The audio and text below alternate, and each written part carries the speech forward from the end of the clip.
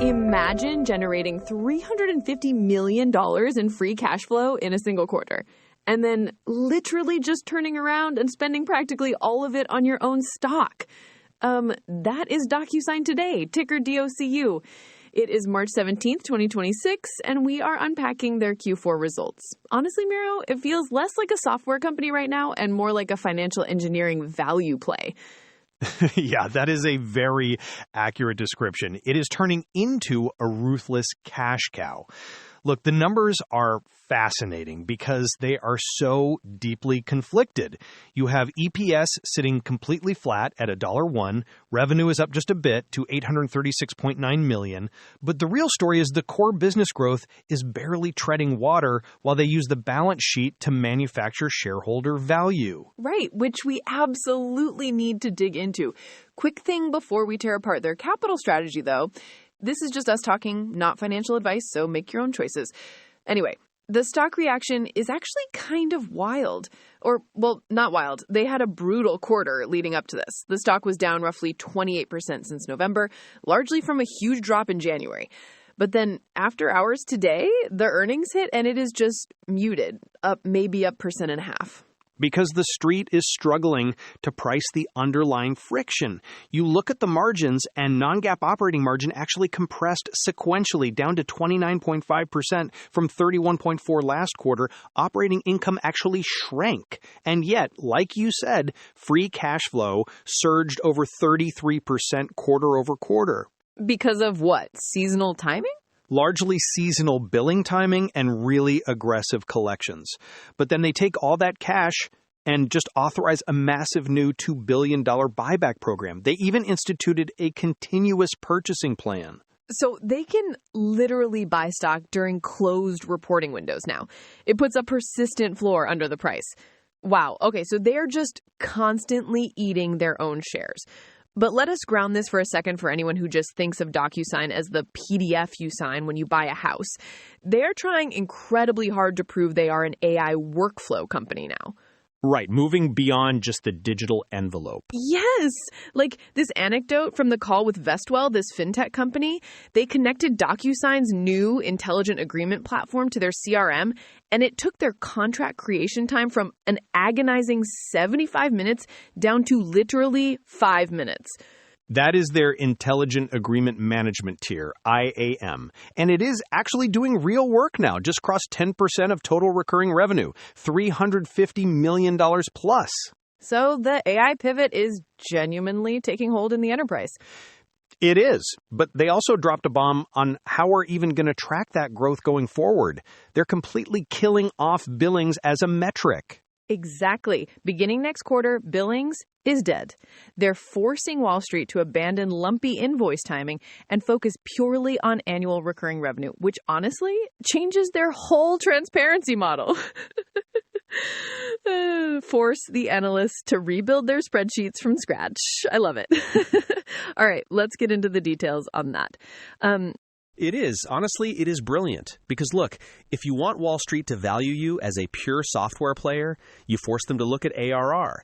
But the actual underlying engine change here is not the accounting. It is the data. Exactly. It is the proprietary data, the AI moat. And this is the part of the transcript that really stood out to me. Every tech CEO is throwing around the word AI right now. It is exhausting. But Alan Dyckson made a highly specific, measurable claim. He said, and I am quoting here, "By leveraging our customer-consented library of private contracts, we believe we can achieve up to a 15 percentage point improvement in precision and recall compared to our models trained on public contract data." Right. So just to translate that a bit into the real world, if you train a generic language model on Wikipedia or random internet forums, it has absolutely no idea how to interpret a deeply nested indemnity clause in a multi-year software agreement. Right. It guesses, it hallucinates. Exactly. But DocuSign quietly fed over 200 million private consented business agreements into their Navigator model. Which is staggering. That is 200 million ground truth examples. That is a moat you cannot just replicate by plugging into an open source API. But And here's where my skeptical side kicks in. AI is wildly expensive to compute, so I immediately went looking at the gross margins to see the damage. Because non-GAAP gross margin was basically flat, right, at 81.8%? Right, and down slightly year over year. But the CEO claimed they optimized their AI processing to be up to 50 times cheaper than running direct prompts on public LLMs. 50 times. Which means the gross margin friction we are seeing in the financials... Wait, so it's not the AI eating the margin. It's the data center migration. Spot on. Blake Grayson, the CFO, called it out. They are still paying the transition costs of moving off their old co-located data centers and onto public cloud architecture. So they have this heavy duplicate infrastructure cost hanging over them right now. Okay, so the cost side makes sense. The data moat makes sense. But how are they actually going to monetize all this new intelligent workflow? Because historically, they just sold you, a flat batch of digital envelopes. Or a user seat. Which is totally archaic for workflow software. It is. But starting in Q1, they are launching a consumption-based pricing model specifically for that IAM tier. So it works through capacity service credits. This is a massive pivot. I mean, it is the Snowflake or Datadog playbook. You stop gating adoption by charging per individual user. You just tell the enterprise, sure, bring everyone onto the platform. Because once a company like, say, Eon starts running hundreds of millions of legacy PDFs through the AI to mine procurement intelligence, they are going to burn through those service credits instantly. Exactly. You align your revenue directly with their utility. Alan mentioned they have been testing this credit system with about 50 customers, and they are very enthusiastic. Of course they are. It lowers the initial friction to buy in. It kind of feels like the death of the flat rate SaaS era, honestly. Every company is realizing utility pricing just captures more upside. It absolutely does. But there's a catch here. If core e-signature has fully penetrated its market, which, the flatlining 8% total revenue growth kind of implies, then this consumption pivot has to work perfectly to reignite the top line. Or they are just rearranging the deck chairs while buying back the ship, which brings us to the future. So with this massive pricing pivot and the end of billings guidance, where does this leave them heading into next quarter and the rest of fiscal 27? Well, looking at the Q1 guidance, they are projecting revenue right around $822 to $826 million.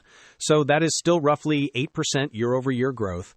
They are basically guiding their annual recurring revenue to stay in that exact same single-digit band for the full year. They are telling the street not to expect some sudden top-line acceleration tomorrow. Right. It really looks like they are betting the whole year on just executing this transition quietly. But I did catch something telling about their profit outlook. Ellen Tygeson said, and this is a direct quote, "In fiscal 27, we expect to maintain operating margins at a similar level as we reinvest go-to-market efficiencies into increased R&D investment to accelerate our roadmap." Yeah, go-to-market efficiencies. I mean, that is just a very polite corporate way of saying they're trimming the traditional sales force to pay for more AI engineers. And it makes complete sense. If you're shifting to a utility credit model, the platform kind of has to sell itself. You do not need an army of human reps pushing legacy user seats. Exactly. They are funding their own product pivot without taking a hit on the bottom line. And I suppose, that massive $2 billion buyback addition we talked about is just the safety net. It keeps investors patient while the core growth narrative catches up. It's a giant shock absorber. The CFO noted that between repurchases and covering tax on employee shares, they spent slightly over 100% of their free cash flow on themselves this year. That is a management team aggressively betting that the market is completely mispricing their second act. It's a total identity shift. I mean, they went from the ultimate pandemic growth story to a ruthless financial engineering machine building an AI data moat. We'll have to see if that ARR number actually ticks up once those consumption credits go live. Let's just hope the AI doesn't get bored and start redlining their own contract for better equity. Okay, yes. Let's pray we do not see a line item for robot compensation next quarter. I think that's a perfect place to leave it for today. If you want these earnings deep dives to just show up in your feed, you might want to hit follow on whatever app you are using. And just as a quick transparency note, we do use AI tools to help us parse those massive call transcripts, so we can turn this around so quickly for you. We always love hearing your feedback or ticker requests, so feel free to email us at earningsunscripted@datamatters.ca or check the X link in our show notes. Thanks for listening today. See you next time.